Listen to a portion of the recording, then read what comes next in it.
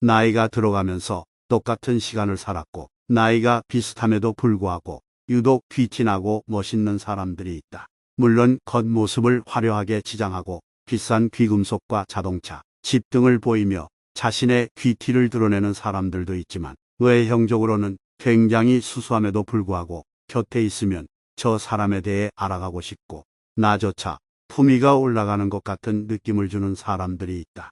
화려한 자동차와 고급 저택, 비싼 가방이 아닌 도대체 무엇이 그 사람을 품격 있게 느껴지도록 만드는 걸까? 첫 번째, 말투에 기본적인 배려심이 있다.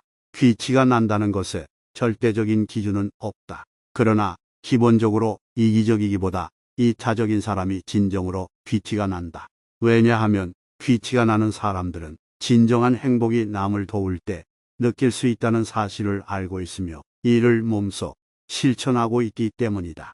귀티가 나야지라고 생각하고 행동을 하는 것은 아니지만 이런 생각을 가지고 삶을 살아가면 자연스럽게 이타적인 행동을 하게 되고 의도하지 않더라도 품격 있어 보이게 된다. 또한 배려받는 입장에서는 나 스스로도 존중받는 것처럼 느껴지기도 한다. 결국 배려심이 깊은 사람에게 존경심이 느껴지고 귀티가 난다고 느끼게 되는 것이다. 물론 모든 것을 먼저 베풀며 내가 가진 것을 전부 걷어내고 가진 상처를 감당하고 살라는 말은 아니다. 나 또한 인간이고 사람이기에 내 이익은 추구해야 한다.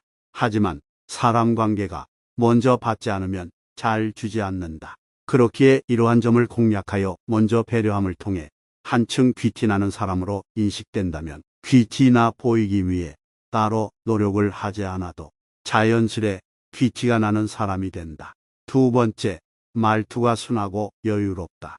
생각이 행동을 지배한다라는 말이 있다. 이 말은 반대로 바꾸어 말해도 적용된다. 행동이 생각을 지배하기도 한다. 서로 상호작용을 하는 것이다. 말투가 부드럽고 여유가 넘치는 사람들은 생각 또한 부드럽고 여유가 넘칠 가능성이 높다. 실제로 주변을 둘러보면 말이 빠른 사람들은 성격이 급한 느낌이 들어 옆에 있으면 나조차도 조급해지고 평소보다 긴장하게 되어 불안한 느낌을 받게 만든다. 반대로 말이 느린 사람들은 생각하는 시간이 길어 차분한 느낌을 준다. 물론 생각하는 시간이 너무 길면 약간 답답한 감은 있겠지만 내 마음이 불안하거나 조급해져 우왕좌왕하는 느낌은 비교적 들지는 않는다. 또한 생각하는 시간 동안에 나의 말을 잘 경청해 주기에 존중받는 느낌을 받게 된다. 결국 내 주변의 말투가 부드럽고 여유가 넘치는 사람과 같이 있으면 무언가 나를 위해 물질적으로 기분 좋게 해주지는 않더라도 정서적, 심리적으로 편안한 느낌을 준다. 그러니 조급함 없이 부드럽고 여유로운 말투를 갖게 된다면 품격 있고 귀티나는 사람이 되는데 한 발짝 다가설 수 있을 것이다. 세 번째, 자신보다 타인을 지켜 세운다. 같이 있고 싶다라는 생각이 드는 사람을 떠올려 보면 나도 잘 몰랐던 장점에 대해 말해주었거나 가능성을 알아봐주고 존재 자체만으로 인정해준 사람이었을 가능성이 크다. 반대로 굳이 그 사람과 같이 있고 싶지 않다는 생각이 드는 사람들은 주로 자기 자랑을 하며 남을 험담하고 닦아내리는 사람일 가능성이 크다.